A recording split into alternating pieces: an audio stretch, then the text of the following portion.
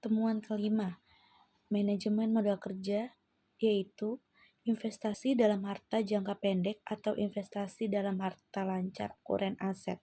Modal kerja dapat dikategorikan menjadi dua, yaitu modal kerja kotor, gross working capital, dan modal kerja bersih, net working capital.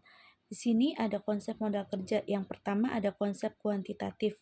Konsep ini menitik beratkan kepada kuantum yang diperlakukan untuk mencangkupi kebutuhan perusahaan dalam membiayai operasinya yang bersifat rutin atau menunjukkan jumlah dana fund yang bersedia untuk tujuan operasi jangka pendek. Yang kedua ada konsep kualitatif.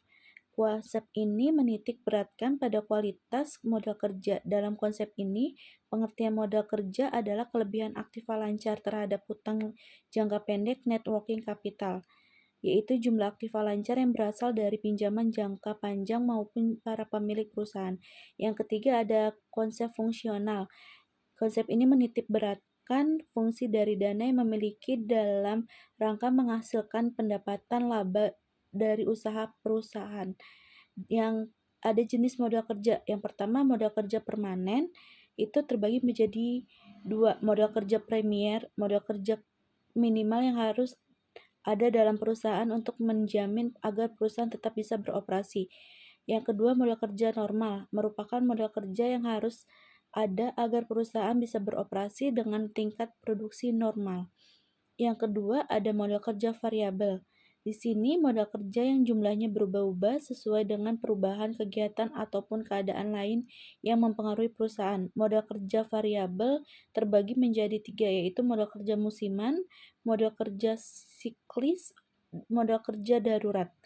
Di sini ada kebijakan modal kerja terdiri dari tiga macam, yaitu modal kerja darurat. Di sini modal kerja darurat itu rencana pemenuhan modal kerja yang lebih menggunakan sumber dana jangka dan rencana banyak panjang. Yang kedua ada kebijakan moderat. Kebijakan moderat perusahaan membiayai setiap aktiva dengan dana yang jangka waktunya kurang lebih sama dengan jangka waktu perputaran aktiva tersebut. Ketiga ada kebijakan agresif. Perusahaan membiayai setiap aktiva dengan dana yang jangka waktunya kurang lebih sama dengan jangka waktu perputaran aktiva tersebut.